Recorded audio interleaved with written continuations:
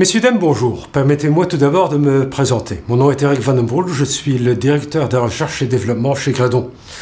Directeur recherche et développement, ça veut surtout dire que je suis un peu le cinglé de la boîte. Personne ne sait très bien ce qu'il fait, mais de temps en temps, je me mène avec une nouvelle idée qui très souvent est développée par après. Je m'occupe d'une part de analyse assez approfondie, analyse financière d'entreprise, mais aussi de l'analyse de la situation de notre économie, de notre entrepreneuriat en général d'une part.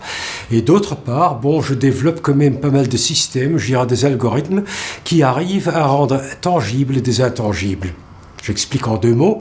Il y a beaucoup de choses qu'on peut mesurer de façon linéaire. Des chiffres financiers nous démontrent immédiatement la situation financière d'une entreprise.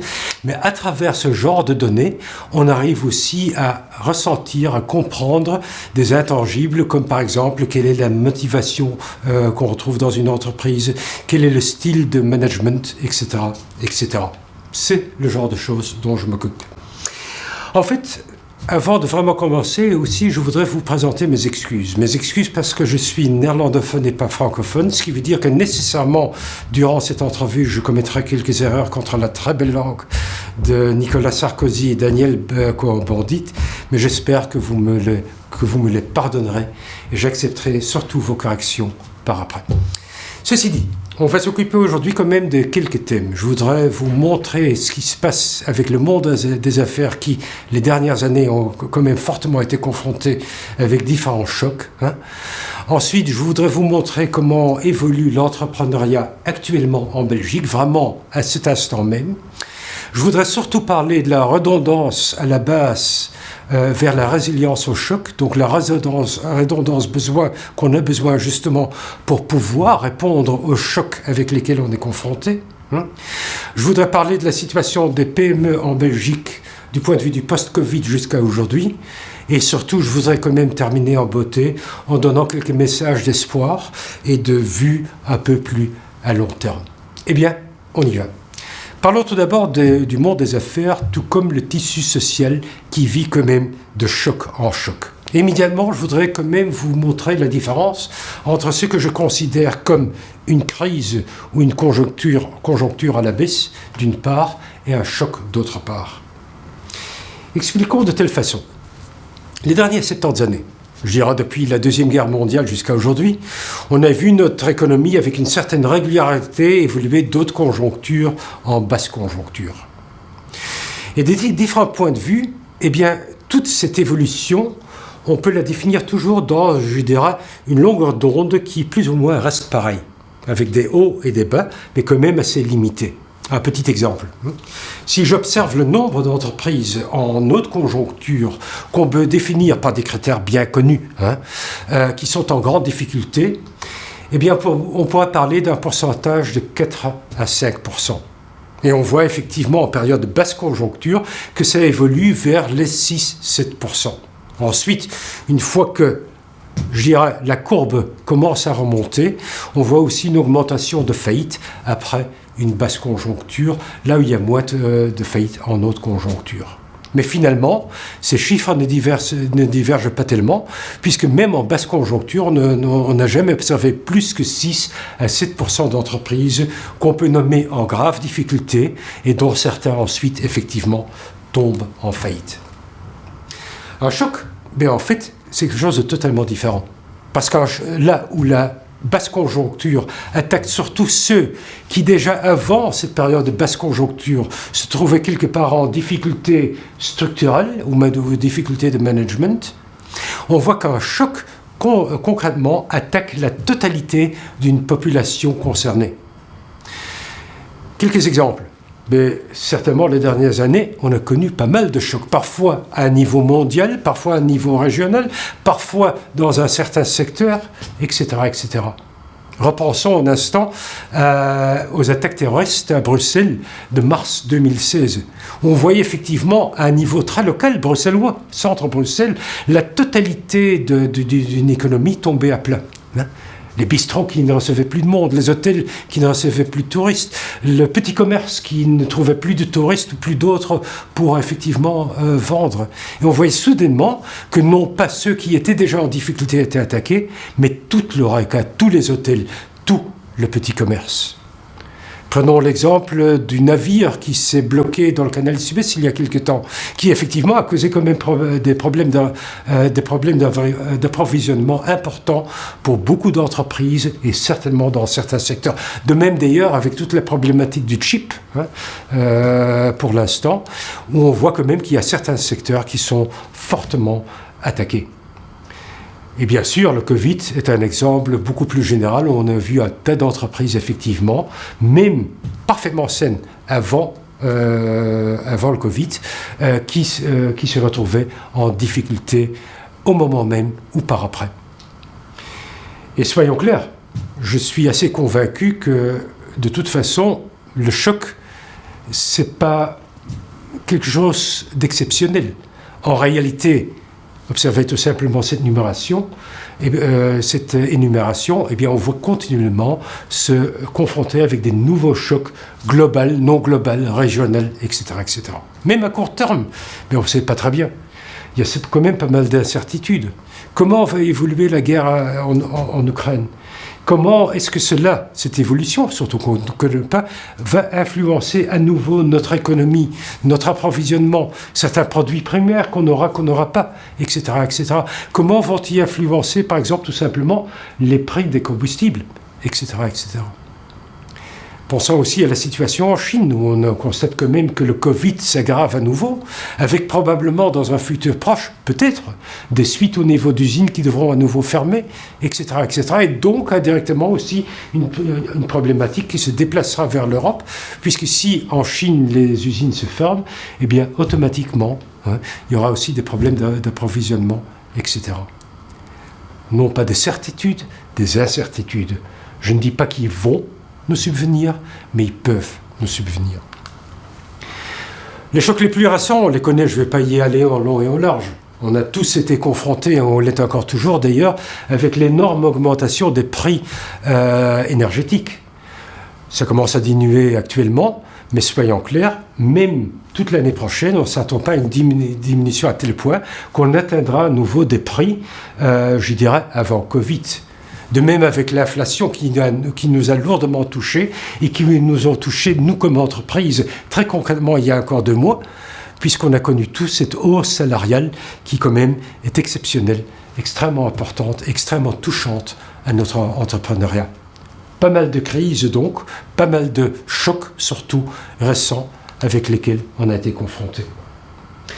Et c'est vrai qu'en ce qui concerne l'inflation, par exemple, et ici vous voyez un tableau qui a été utilisé par la Banque nationale sur une conférence presse en décembre dernier. C'était en néerlandais, mes excuses, j'ai dû reprendre donc le slide en question en néerlandais, mais qui montre en fait l'évolution de cette fameuse inflation. C'est vrai que l'inflation, certainement fortement influencée par ce coût énergétique, etc., a connu une hausse importante, ça commence sérieusement à baisser et les prévisions sont effectivement à la baisse, heureusement.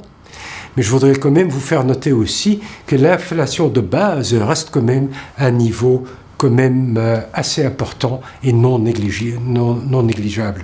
Même chose d'ailleurs en ce qui concerne les coûts salariales, où bien sûr on connaît le grand choc, on a connu le grand choc en janvier dernier, mais où aussi la prévision pour 2023 et 2024 sont quand même assez importants, où il faudrait quand même sérieusement en tenir compte. Alors, avec ce genre de choses en tête, comment à l'instant on observe cette évolution de notre entrepreneuriat ? Eh bien, nommons quelques chiffres. Tout d'abord, parlons un instant de l'évolution des créations d'entreprises. Moi-même, je bosse déjà depuis 30 ans chez Gredon Credit Safe. Et en fait, j'ai vu toujours un trend, une ligne à la hausse. De plus en plus, on connaît de nouvelles entreprises, de nouvelles créations d'entreprises, ce qui est bien sûr une très bonne chose pour notre tissu économique et même social. Emploi, création d'emplois, créativité qui se met en place chaque fois nouveau, renouvellement de notre économie, de notre entrepreneuriat, etc., etc. C'est vrai qu'on a eu un petit accrochage en 2020, bien sûr à cause du Covid, une forte remontée en 2021 qui était surtout une remontée de rattrapage, donc ce qui n'a pas été créé en 2020 était créé en 2021. Et ensuite, on connaît, c'est vrai, en 2022 une baisse, mais pas trop alarmante, puisqu'en fait, on voit encore toujours en global une ligne à la hausse. Disons que la baisse qu'on a connue en 2022, eh bien, tout simplement est la suite du surmont de création qu'on a connu en 2021. Autre chose, et la plus embêtante, c'est bien sûr l'évolution des nombres d'arrêts d'activité, j'ajoute immédiatement volontaires. On voit aussi une ligne à la hausse et quand même extrêmement accentuée à partir de 2020, donc à partir du début de Covid, encore plus accentuée l'année dernière. Actuellement, on connaît 92 000 entreprises qui se sont arrêtées en 2022. S'ajoute à cela, bien sûr, la faillite, qui montre un schéma ou une évolution un peu étrange peut-être. Une évolution aussi constante à la hausse, certainement les derniers 20 ans, depuis 2000. En 2006, par exemple, on était encore à un niveau de 5 000, 6 000 entreprises en faillite. Ça a augmenté tout doucement vers des points de 12 000, voire même 13 000 faillites par an. Étrangement, avec le Covid, ça a fortement diminué. On parlait de diminution de 40%, voire même plus. Mais la raison était claire. Notre gouvernement a largement aidé la totalité de nos entreprises, a mis en place d'énormes mesures, a créé une énorme valise, si vous voulez, de mesures afin d'aider nos entreprises. Et il est vrai, il faut le dire, que ça a beaucoup aidé nos entreprises, mais que aussi là-dedans ont été aidées ces entreprises qui déjà étaient en difficulté. Ils ont été aidés à surmonter ou quand même surpasser cette période Covid extrêmement difficile. Je n'en juge pas, je constate. Et c'est vrai que durant toute cette période, on a connu en fait, je dirais, un genre de coupole qui était créé au-dessus des entreprises, qui les protégeait, et donc il y avait très peu de faillites. Non seulement par des mesures, je pense aussi au moratoire de faillite, etc. Et c'est vrai que ce chiffre est à la hausse maintenant depuis quelques mois. On voit depuis quelques mois une forte hausse des faillites, effectivement. Certainement, ça évoluera encore à la hausse dans le futur proche. Pourquoi ? Eh bien, tout d'abord, il faut comprendre que dans cette hausse, on retrouve toutes ces entreprises, ou beaucoup d'entreprises, qui déjà avant Covid étaient en difficulté. Il s'agit ici donc surtout d'un mouvement de rattrapage. Ceux qui devaient tomber en faillite en période de Covid, parce que déjà avant ils avaient des difficultés, mais on les voit tomber en faillite maintenant. S'ajoute à cela, bien sûr, toutes ces entreprises qui, actuellement, ressentent réellement l'effet Covid ou l'influence Covid. Parce que c'est vrai que dans tous les packages de mesures que nos gouvernements ont pris, eh bien que quelques instances aussi ont accordé des délais de paiement. Le fisc, l'ONSS par exemple, délais de paiement qui par définition étaient accordés pour 2 années. Ce qui veut dire concrètement que puisque le Covid nous a attaqué en mars 2020, que ce genre de mesures a été mis en place et surtout développé, déployé à partir de mai 2020 jusqu'à la fin de cette année-là, il est clair que c'est que maintenant que beaucoup d'entreprises ressentent soudainement le fait qu'ils ont encore des dettes au niveau du fisc et de l'ONSS. Et donc, en tirent leur conclusion, déposent ou se voient obligés à déposer leur bilan. Ce qui veut dire qu'aussi, à ce niveau-là, on constatera encore une augmentation dans les mois qui viennent. Et finalement, soyons clairs aussi, jusqu'à présent, on voit très peu d'influence au niveau des chiffres des faillites de la part du coût énergétique et du coût salarial. Et là aussi, c'est clair. Il y a une raison. Ce n'est pas parce qu'une entreprise est confrontée maintenant avec un problème qu'elle dépose immédiatement bilan. En général, il va commencer à rechercher quand même des fonds qu'il trouvera pas. Ensuite, peut-être qu'il paiera pas certaines factures ou certaines dettes. Donc il y aura des rappels, il y aura quand même tout un cycle qui se développe.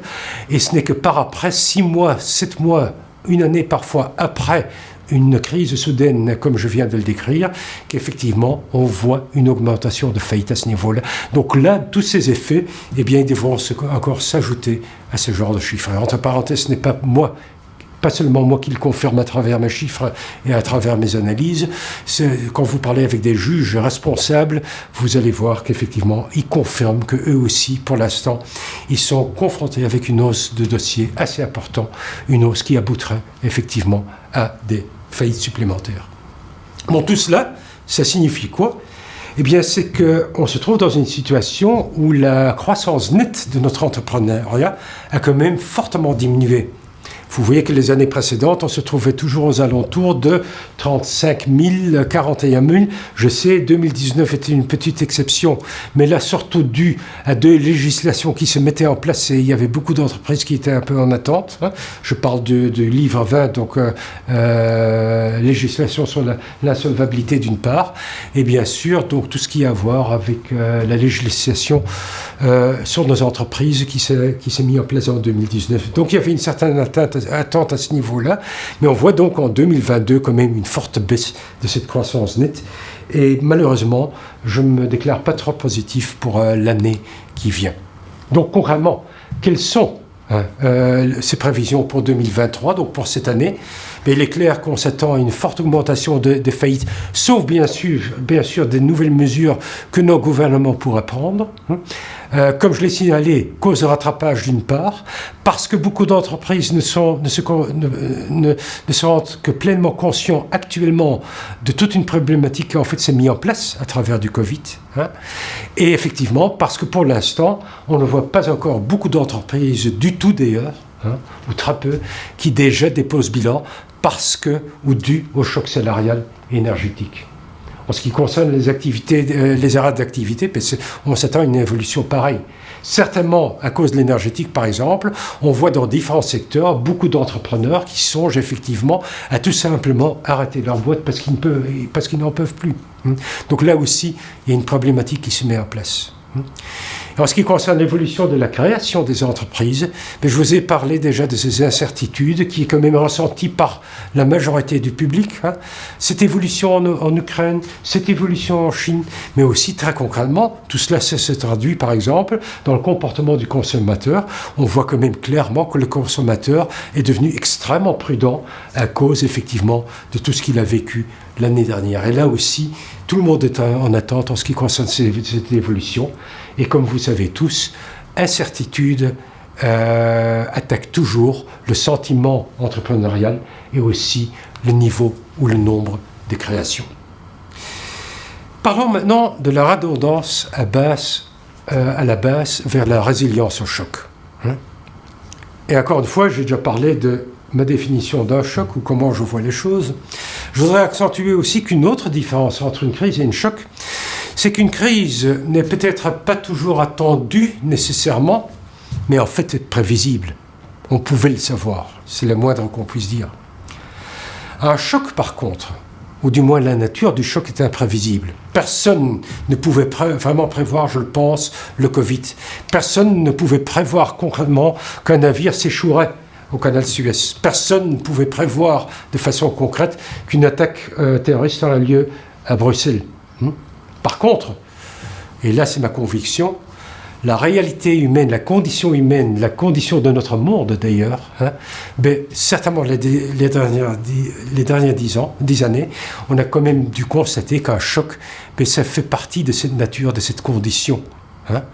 Donc le genre de choc n'est pas prévisible, mais le fait qu'on sera encore dans nos futurs confrontés avec des chocs, là c'est une certitude. Il est vrai aussi que dans nos réflexions, dans nos pensées, on essaie toujours d'éviter, de minimiser systématiquement le risque qu'un choc se produise, mais je pense que certainement les dernières 10 années nous a clairement montré que ce n'est pas une réalité. Alors au niveau entrepreneurial, ça veut dire quoi ? Bien tout d'abord que si on veut tenir compte avec des chocs, si effectivement on veut vraiment comprendre ce qui se passe à ce niveau-là et se munir contre des chocs, bien qu'il faudra quand même développer une autre vision sur le financement d'une entreprise. Tout d'abord, quelles sont ces entreprises qui arrivent vraiment à résister à un choc d'un point de vue financier ? Ceux qui ont effectivement ce que je nomme, ou ce que je définis comme des réserves redondantes. Je parle très souvent de la grâce, d'un supplément de réserves. Réserves qui vont au-delà des réserves dont une entreprise a besoin pour pouvoir financer ses activités journalières d'une part, et pouvoir financer les risques prévus d'autre part, les impaiements par exemple. Les réserves redondantes, ce sont donc ces réserves qui vont au-delà de ce besoin concret. Réserve qui, certainement dans l'analyse économique classique, dans l'approche classique qu'on connaît, qui s'est développée certainement les 30 dernières années, qui était surtout dirigée vers l'efficacité, vers le bénéfice à court terme, etc., ces réserves redondantes étaient vraiment considérées comme redondantes, de trop, pas utiles, pas rentables, et donc surtout à éviter.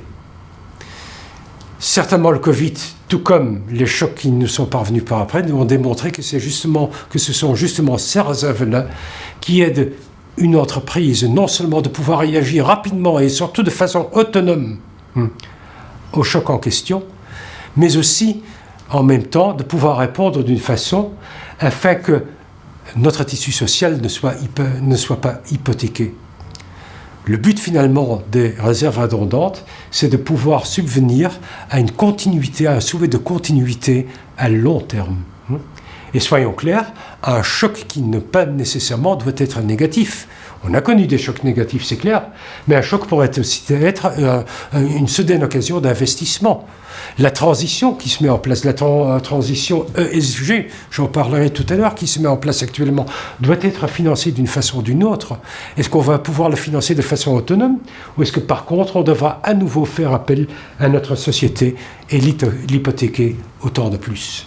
D'où effectivement l'importance des modèles de résistance qu'on a développés, qui nous donne effectivement la possibilité de mesurer pour chaque entreprise cette résistance au choc. Est-ce qu'ils sont capables de subvenir à un choc de façon autonome ou est-ce qu'ils ont besoin immédiatement de suppléments de cash, de suppléments d'investissement par interne ou par externe, de subventions par nos gouvernements, etc. Donc pour savoir immédiatement, en cas de choc effectivement, quelles sont les entreprises qui peuvent absorber un choc et lesquelles ne le peuvent pas et donc ont besoin de soutien. Ce qui veut dire qu'en sachant cela, on connaît aussi immédiatement la possibilité de pouvoir réagir rapidement à une nouvelle situation. En fait, à travers les résultats d'un modèle comme tel, on comprend aussi quel est l'impact d'un choc actuel. Il s'agit non seulement de mesurer ses réserves à long terme, mais aussi de voir comment un choc concret ronge continuellement à ses réserves et même peuvent les rendre négatives, ce qui veut dire à ce moment-là qu'une entreprise a un besoin d'investissement ou un besoin de cash immédiat, tout simplement pour pouvoir survivre. Et en plus, il y a un problème de double matérialité. Parce qu'il est vrai qu'on peut-être mesurer ses propres réserves et ses propres possibilités de subvenir à des chocs, donc de sa résilience au choc d'un point de vue financier. Mais la question est aussi quel est ceux de mon écosystème. Il est vrai que certainement dans une situation de choc, encore une fois, où chaque entreprise est rongée, est attaquée d'une façon ou d'une autre, mais nécessairement un choc attaquera aussi vos clients, vos fournisseurs. Et donc nécessairement, eux aussi doivent être résistants au choc. S'ils ne sont pas, ils échoueront. Et vous aussi, à ce moment-là, vous connaîtrez un grave problème. En d'autres termes, vous ne pouvez connaître vos propres chances de survie et de croissance que si vous connaissiez celles de ceux qui font partie de votre écosystème. Alors, j'entends votre question. Bon, d'une part, mesurer la résistance au choc, la résilience au choc à travers les réserves. D'accord, c'est clair. Mais comment fait-on concrètement pour mesurer l'impact d'un choc précis ? Eh bien, je vous donne un exemple au niveau énergétique. Il est vrai, en ce qui nous concerne, qu'on a beaucoup plus que des datas tout simplement financiers, beaucoup plus que des données bilantaires. À titre d'exemple, nous avons des milliers d'entreprises qui nous passent de façon continuelle leur bilan rangé. En d'autres termes, qui nous racontent continuellement à qui ils facturent, pour quel montant, et quand la facture a payé, oui ou non, à temps ou trop tard. Eh bien, en étudiant cet échantillon actuellement des millions d'expériences de paiement qui nous sont rentrées par mois, eh bien, on est arrivé aussi à isoler les coûts énergétiques des entreprises. Il faut savoir que d'un point de vue historique, dans nos bases à données, on a une continuité de facturation énergétique depuis 2018 pour 100 000 entreprises. On l'avait déjà au préalable, mais on a cette continuité certainement à partir de 2018 pour 100 000 entreprises. On sait donc, en ce qui concerne 100 000 entreprises qui doivent publier bilan, quel est leur coût énergétique exact par an. Et en ce qui concerne ces 100 000 entreprises, on les a mis tout simplement en relation avec le coût total. Possible, effectivement, puisque vous êtes expert comptable, vous allez dire comment vous faites, puisque pour la majorité des entreprises, vous ne connaissez pas le chiffre d'affaires. Mais si, parce qu'il y a quelques années, on a développé un système, un algorithme qui arrive avec une grande précision de calculer le chiffre d'affaires pour ceux qui ne publient pas. Une estime assez exacte. Puisqu'on connaît plus ou moins le chiffre d'affaires théorique, et d'autre part, la marge brute, bien nécessairement, on connaît la totalité des coûts. Et puisque d'autre part, pour ces 100 000 entreprises, on connaît donc à la perfection la corrélation entre le coût énergétique d'une part et le coût total et le coût total d'autre part, il y a un ratio à développer. C'est simple comme bonjour. Ensuite, on ajoute, donc, et disons que cette relation, ou cette corrélation, on la transpose ensuite de façon algorithmique sur la totalité de l'économie belge. Je ne vais pas devenir trop technique, mais en fait, ces 100 000 entreprises ont été divisées en subgroupes, en milliers de subgroupes, par ordre de grandeur, par secteur, par géographie, etc. Et ensuite, ces résultats ont été transmis sur ces autres entreprises qui ne sont pas concernées dans les 100 000. Et ensuite, tout simplement, on a ajouté au coût énergétique le facteur qu'on constate actuellement et qu'on suit de jour en jour. Ce qui veut dire que très concrètement, on voit précisément comment le choc énergétique, qui est en fait un choc de coût pour les entreprises, ronge à nouveau ces fameuses réserves, etc. etc. C'est un peu la technique, c'est un peu la méthodologie.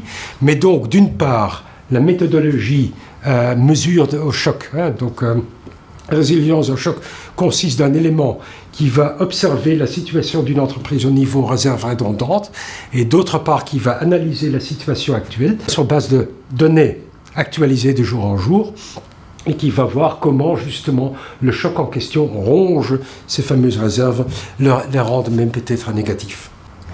Eh bien, de ceci résulte le schéma que vous voyez projeté maintenant, ce qu'on appelle le 9 grid de résilience.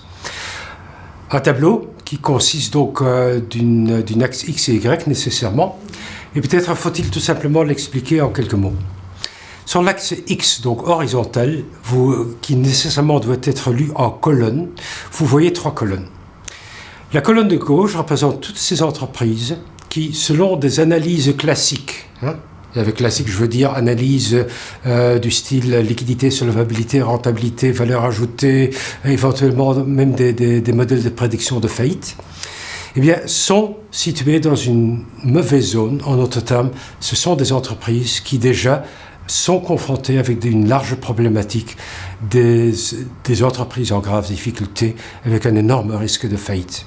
Comme je l'ai mentionné tout à l'heure, un petit pourcentage de notre économie belge, on les retrouvera effectivement dans les segments 1, 4 et 7. Par contre, colonne de droite, segments 9, 6 et 3, représentent justement ces entreprises qui, d'un point de vue analytique classique, se trouvent en parfaite situation. Ils sont rentables, ils sont solvables, etc., etc. Et la colonne entre les deux, ça nuance tout simplement un petit peu. C'est aussi un petit pourcentage d'ailleurs. Il s'agit là d'entreprises où on constate effectivement certaines difficultés, mais pas à tel point qu'on peut déjà parler d'un risque de faillite important. Mais quand même des entreprises qui doivent être tenues à l'œil.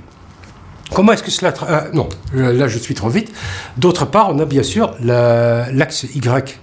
Eh bien, l'axe Y, justement, va actualiser, montre jusqu'au jour d'aujourd'hui quel est l'impact d'un choc ou d'une combinaison de plusieurs chocs sur les réserves redondantes d'une entreprise.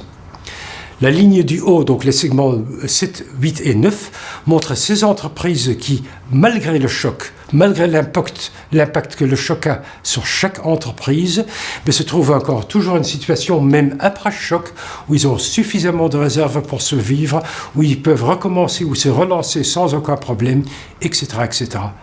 Par contre, la ligne du dessous, les segments 1, 2 et 3, eh bien, ce sont ces entreprises qui, à cause de l'impact du choc même, se sont vues ronger tellement fort au niveau réserve qu'ils se trouvent dans des réserves négatives, ce qu'on appelle un besoin d'injection. Ce qui veut dire qu'ils ne peuvent plus survivre à un choc suivant ou à un événement suivant sans obtenir immédiatement des investissements, des injections de cash de peu importe quelle source. Ça peut être des injections d'une source privée, d'une banque, d'un gouvernement, etc., etc.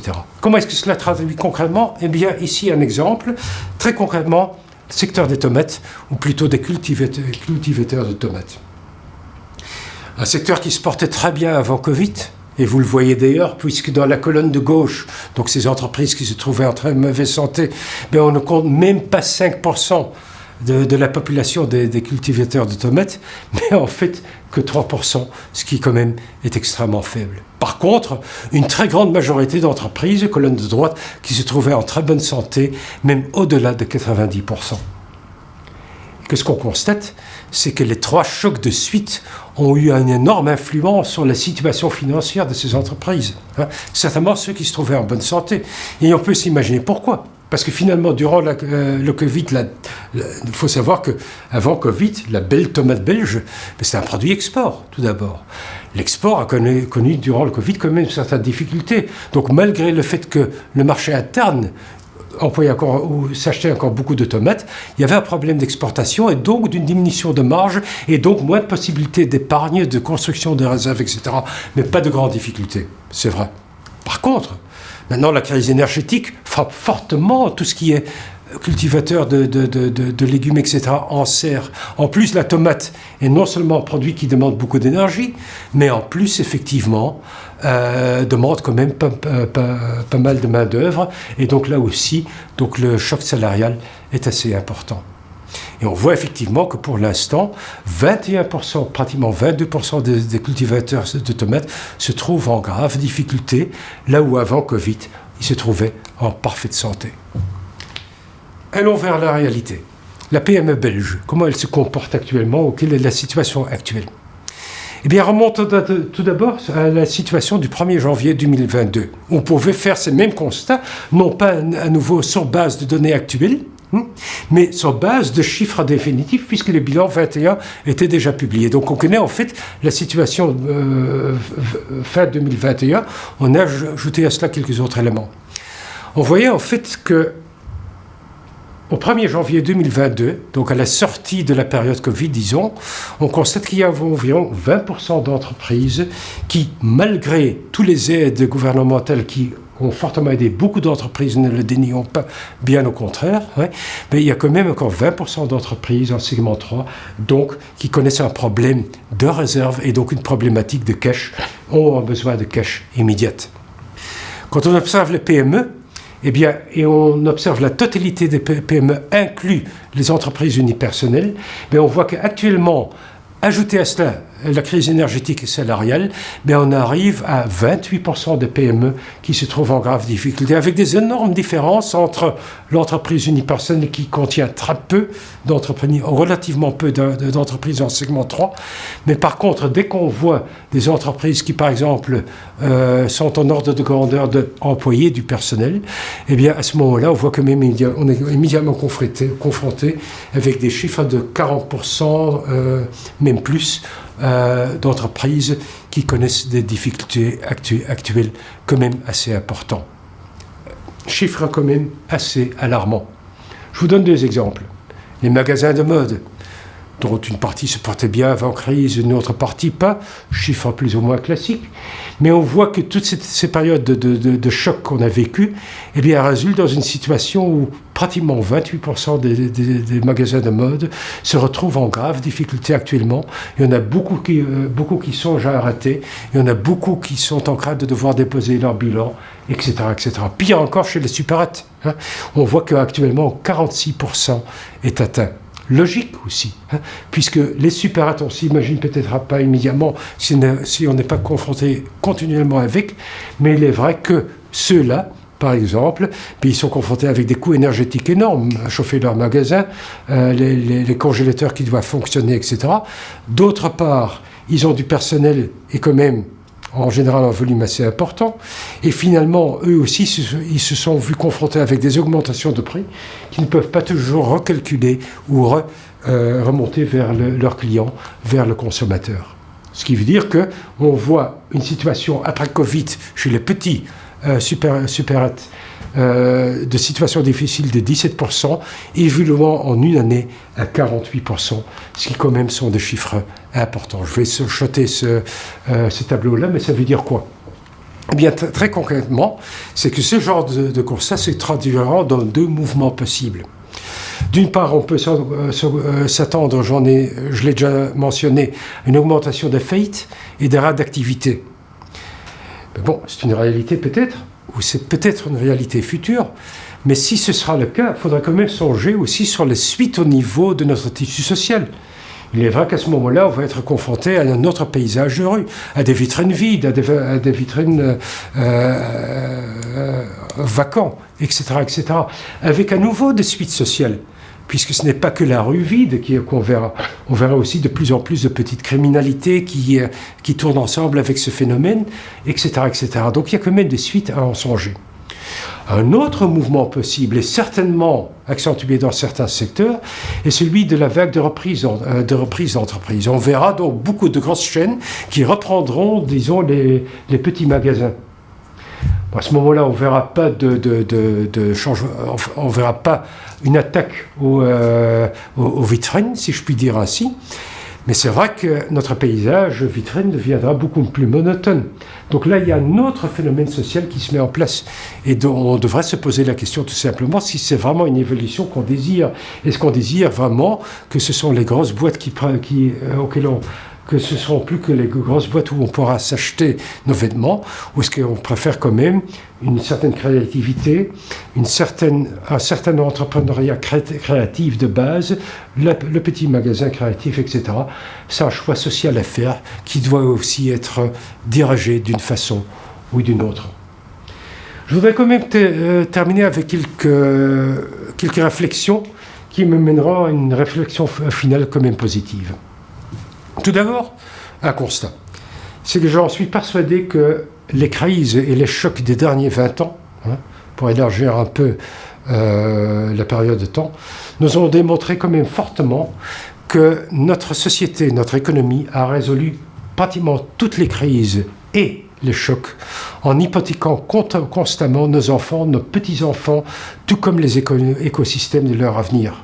Nos problèmes, on les a passés à nos enfants et nos petits-enfants. Je pense d'un point de vue éthique que ce n'est pas la meilleure chose à faire. De plus, les crises récentes et les chocs récents démontrent clairement, à ceux qui veulent le voir du moins, où se trouvent les dynamiques économiques des derniers 30 ans qui ont tourné mal. J'en ai déjà parlé d'ailleurs. Tout à l'heure, j'ai mentionné cette idée où chaque capital, chaque argent devait être investi de telle façon que ça rapportait immédiatement. Qu'effectivement, on ne songeait plus au long terme, etc., plus à la continuité d'une entreprise. Nous avons de plus en plus accordé l'habitude de résoudre chaque problème de façon atomique. En d'autres termes, de voir un problème très concret, de voir résoudre le problème d'une façon très concrète, mais d'oublier ensuite que la résolution d'un problème concret peut mener à créer des problèmes autre part. C'est un élément dont on a totalement perdu la vue, ou la totalité, et je pense que certainement à ce niveau-là, on devra évoluer vers une pensée beaucoup plus systémique et beaucoup plus relationnelle. Mais en même temps, les crises nous ont montré quand même certains chemins vers la solution et l'amélioration. En ce qui concerne l'actionnariat, par exemple, eh bien, je pense que quelque part, on doit songer en back to the future, si je peux dire ainsi, le retour au futur. Je l'expliquerai par ceci. Quand j'observe la situation de la génération de mes grands-parents, qui s'achetaient peut-être une action, eh bien, il est vrai que s'ils s'achetaient une action, c'était surtout non pas pour pouvoir aller se rendre le lendemain à Saint-Tropez ou aux Maldives, mais ils s'achetaient une action pour leurs petits-enfants. Donc leur vision sur la façon dont une entreprise se devait développer était une vision de continuité, de durabilité à long terme, durabilité économique certes, oui, et de, je dirais, résistance et adaptation continuelle. Je vous ai déjà mentionné le constat que ça a fortement changé les derniers 30 ans. Changer vers un raisonnement vers la pure efficacité, vers le bénéfice à court terme et non pas vers la durabilité aussi bien économique que sociétale et environnementale. Donc, je plaide là fortement pour un change of mind, c'est un changement de façon de penser. Je pense aussi qu'on devrait évoluer non pas vers un modèle où on continue à accentuer la concurrence, je suis l'ennemi de l'autre, mais où on doit rechercher de plus en plus des collaborations systémiques, à tenir compte des écosystèmes, de trouver les points de repère dans son écosystème où vraiment on peut collaborer et passer à une partie du chemin futur ensemble. J'y reviendrai dans quelques instants. Ça veut dire aussi que notre tissu social doit donc nécessairement oser diriger, oser gouverner.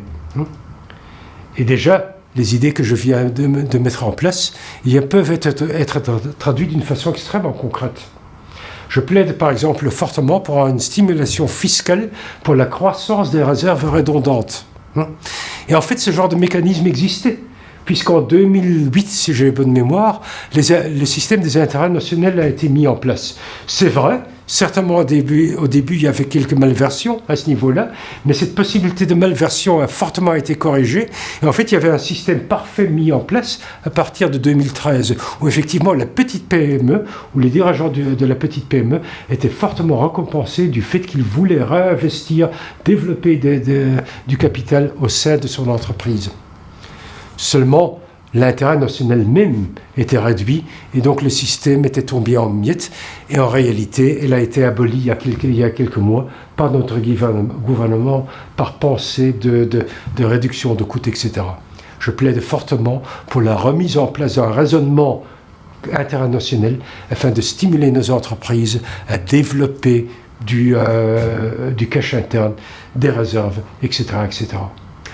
En terminer avec les entreprises zombies, des zombies qui fonctionnent effectivement, mais qui depuis des années se montrent non rentables, avec des moyens propres négatifs, etc., etc., qui fortement attaquent aussi notre réseau social et surtout nos subsides. Ils sont des forts rongeurs de subsides en général. Eh bien là aussi, je pense qu'on doit quand même éliminer ou chercher une façon de remplacer ces entreprises ou de les transformer d'une façon ou d'une autre. Construire des écosystèmes, des collaborations systémiques, je viens d'en parler. Mais aussi, si effectivement on est confronté avec une période de choc, faire appel, stimuler aussi fiscalement peut-être la solidarité au sein de membres de chaînes logistiques. C'est vrai, tout à l'heure j'ai mentionné surtout le côté négatif. C'est vrai qu'effectivement, les crises qu'on a vécues dans certains secteurs atteignent jusqu'à 40% d'une population, le fameux segment 3 dont j'ai parlé. Mais il est vrai aussi qu'il reste toujours dans chaque secteur, dans chaque population, de nombreuses entreprises qui ont des tas de réserves, qui ont beaucoup de réserves. Eh bien, peut-être peut-on trouver des possibilités afin de développer effectivement cette fameuse solidarité. Pourquoi est-ce qu'on ne stimule pas ces entreprises qui ont des réserves à aider fortement ces entreprises qui sont en manque de réserves, qui sont en difficulté à cause d'un choc? Là aussi, c'est parfaitement possible de stimuler cela de façon fiscale et d'autres. Et ceci dit, aider ne veut pas dire reprendre. Reprendre par participation majoritaire. Aider peut être stimulé en reprenant des participations minoritaires, en les cultivant, en les propagant. Participation minoritaire qui résulte ensuite en collaboration d'un écosystème avec respect d'identité de chaque entreprise. Et finalement, on devra aussi activement développer une stratégie qui stimule le reshoring et le nearshoring. Ramener en Europe les produits qui sont vraiment vitaux et besoin. C'est un exercice que l'Europe développe pleinement pour l'instant. Je voudrais terminer, messieurs, dames, aussi avec un autre élément d'espoir à court terme. L'année 2023, sans aucun doute, deviendra l'année de l'ESG. ESG, un terme anglais, environment, donc l'environnement, social, le social, donc le tissu social, et governance, donc la façon dont on gouverne nos entreprises. L'Europe a mis en place tout un système où elle stimule fortement notre réseau entrepreneurial de développer une transition vers un futur, je dirais, plus sociétable, plus écologique, etc., etc. Et ça résulte de façon concrète dans une obligation déjà dès maintenant, ou à partir de très bientôt, pour les toutes grosses boîtes, de donner un certain rapportage sur leurs efforts à ce sujet.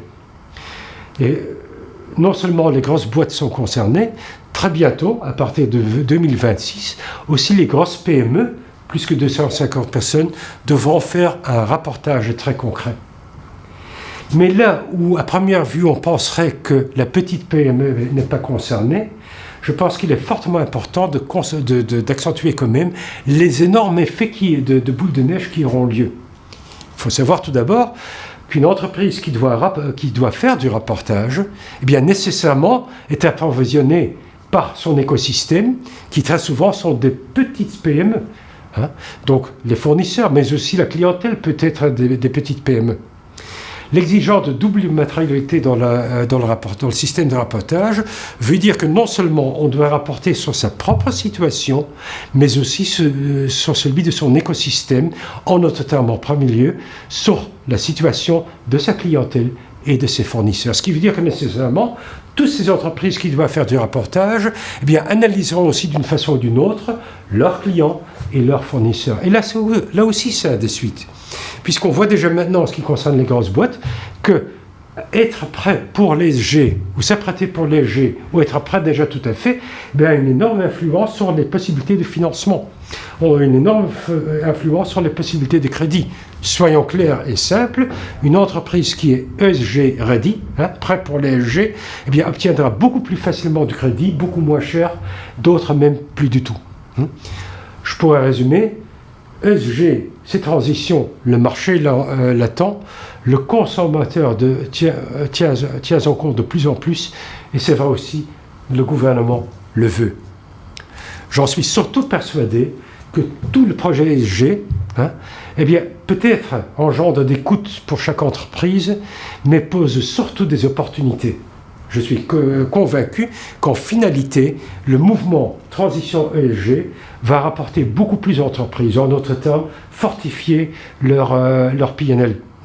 Ils vont fortifier fortement l'autonomie et la durabilité à long terme, ce qui veut dire nécessairement que en ce qui concerne de futurs chocs, qu'ils atteindront beaucoup moins, ou ils feront beaucoup moins appel à nos enfants et petits-enfants, comme j'ai dit tout à l'heure. Ils vont nécessairement nous obliger de fortifier la relation avec nos écosystèmes. Et là aussi, je suis convaincu que la finalité est une amélioration de notre tissu entrepreneurial. Messieurs, dames, je voudrais terminer mon exposé avec une phrase très simple. Il est vrai que pour l'instant, on a surtout parlé de la résistance au choc. Mais la vraie question fondamentale, elle n'est pas comment nous munir afin de pouvoir résister au choc, mais surtout comment tous ensemble nous pouvons nous améliorer et fortifier à suite d'un choc. Non pas comment est-ce qu'on peut être résistant au choc, mais comment est-ce qu'on peut profiter de chaque choc futur. Je vous souhaite une bonne éthique de travail, encore beaucoup de passion et surtout beaucoup d'optimisme. Merci.